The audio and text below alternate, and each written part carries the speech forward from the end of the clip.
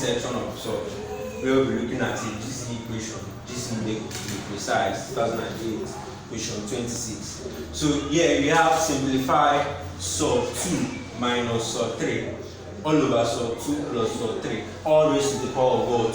2. Now, you can remember in your junior secondary that you have, when you have x raised to the power 2 or x squared, it means x times x. Now, so when you have this kind of equation, it means SURD 2 minus SURD 3 all over SURD 2 plus SURD 3 and SURD 2 minus SURD 3 all over SURD 2 plus SURD 3.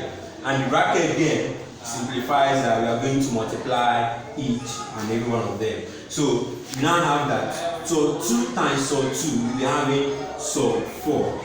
Then SURD 2 times SURD 3 minus SURD 3, we are having minus SURD 6. We are through with SURD 2 now. We now enter minus SURD 3. Minus SURD 3 times SURD 2, we'll be having minus SURD 6. And minus SURD 3 times minus SURD 3, we are having plus SURD 9. Because minus is plus. All over SURD 2, now go to the denominator side. Now SURD 2 times SURD 2 is SURD 4. Then SURD 2 times SURD 3 is plus SURD 6. Now SURD 3 times SURD 2 is that same plus SURD 6. And SURD 3 times SURD 3 is plus SURD 9. Now I believe up to this point you must have understood what we did. Now the next thing to do is to see where we can get some like terms and perform the basic operations there. So here you already know that the square root of 4 is 2. Now we have SURD 6 and SURD 6 which are like terms. Now each SURD 6 is carrying minus, which implies minus minus is plus. Now the coefficient now of SURD 6 here is 1 and the coefficient of SURD 6 here is 1. So it means 1 plus 1 will be giving us 2 SURD 6. Now because the 2 SURD 6, the two of them are carrying minus, so the answer will be minus 2 SURD 6 plus the square root of 9 is 3 all over 2 here.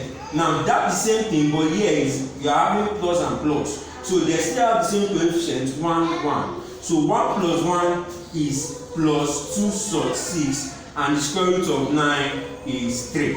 So here now, we now collect like terms. You see that we have two ordinary numbers in the numerator, the 2 and 3. So 2 plus 3 will be having 5, then minus 2 SURD 6 all over 2 plus 3 we have 5 plus 2 SURD 6. Many students after getting this answer will say this is my final answer, but that is wrong.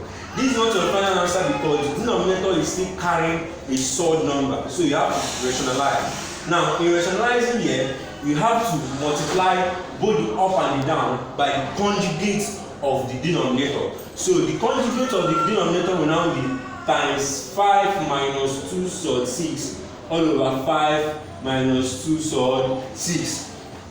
Now, what are we going to do? We start multiplying. 5 times 5 is 25.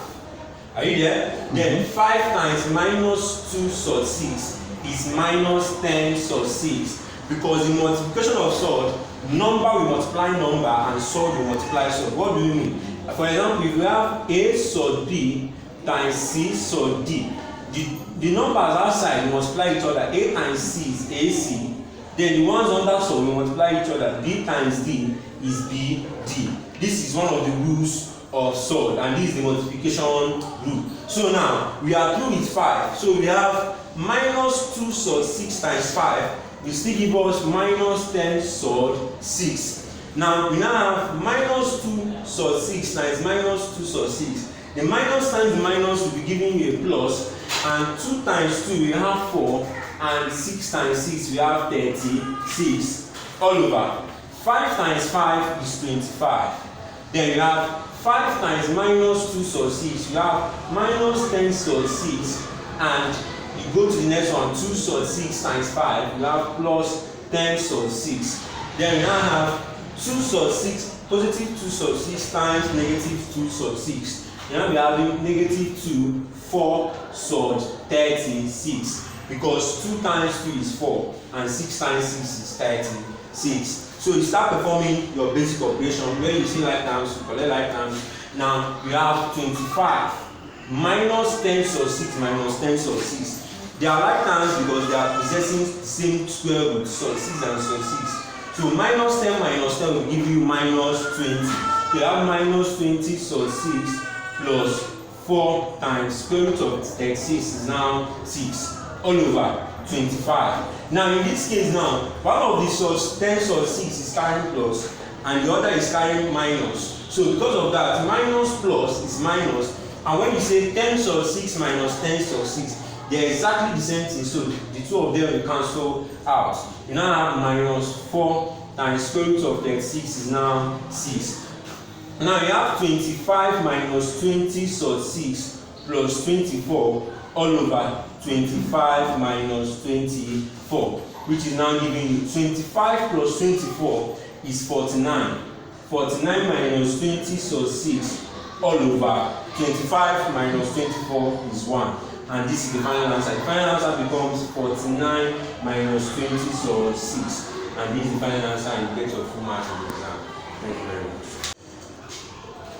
Yes. Okay, good afternoon, students. So today in our maths class, in Noble Book of Schools Academy, we're looking at SURDS. And under this SURDS equation, we'll be seeing a WAEC equation that says rationalize the expression 7 minus 3 over 13 minus 3. Now, if you want to rationalize a fraction that has, or a fraction where the denominator is made up of two numbers being separated by either minus or plus, is different when you are rationalizing a single denominator. What do I mean? When you have 1 over sub 3, you want to rationalize, you simply multiply the numerator and the denominator by the value of the denominator.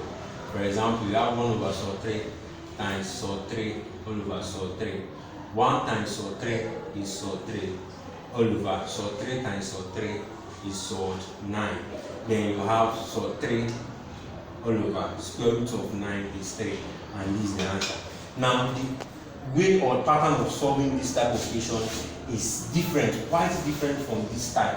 So we are going to look at a fraction whereby the denominator is made up of two different numbers separated by a minus sign. So here you have 7 minus sub 3 all over 13 minus sub 3.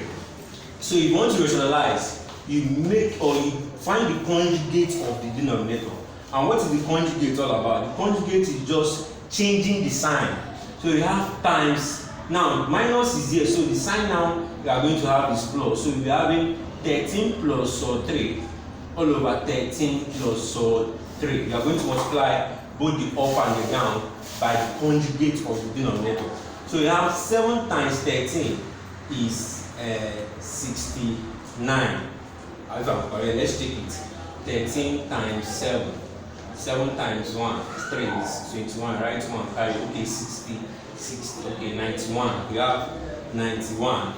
Then 7 times sub 3 is plus 7 sub 3. Then you are done with this 7. You now go to the next one, minus sub 3. Then minus sub 3 times 13 will give you minus 13 sub 3. And minus sub 3 times plus sub 3, you have minus sub 9 all over. 13 times 13 is 169. 13 times plus sub 3 is plus 13 sub 3. And 13 times, we are through with 13 now. We now go to minus sub 3. Then minus sub 3 times 13 is minus 13 sub 3. And minus sub 3 times sub 3, a positive sub 3 now, you'll be having minus sub 9. So we have 91. Now, sub 3 and sub 3 are like terms because they are carrying sub 3 and sub 3, the same number under the sub. So because they are like terms, now perform the basic operation, which is plus 7 minus 13.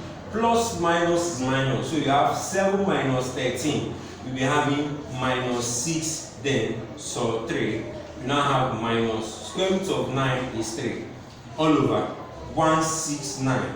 Now here, these two numbers are the same thing and they are like terms because they have sub 3 sub 3 and they are carrying the same coefficient, which is 13 and 13, just a difference in their sign.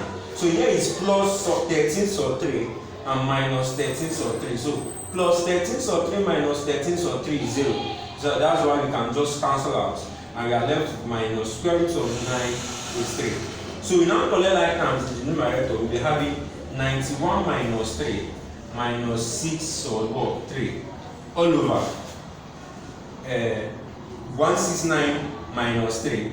We'll be having 166. So 91 minus 3, we'll be having 88 minus 6 sub 3 all over 166. So you can divide everything here by 2 because they are divisible by 2. So 2 divide 88, you'll be left with 44 minus 2 divide 6 is 3 sub 3 all over 2 divide 16, you have 8, and 2 divide 6 and you have 3. So yeah, nothing else can go.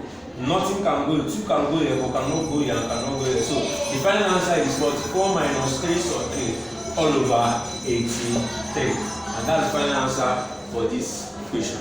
Thank you very much.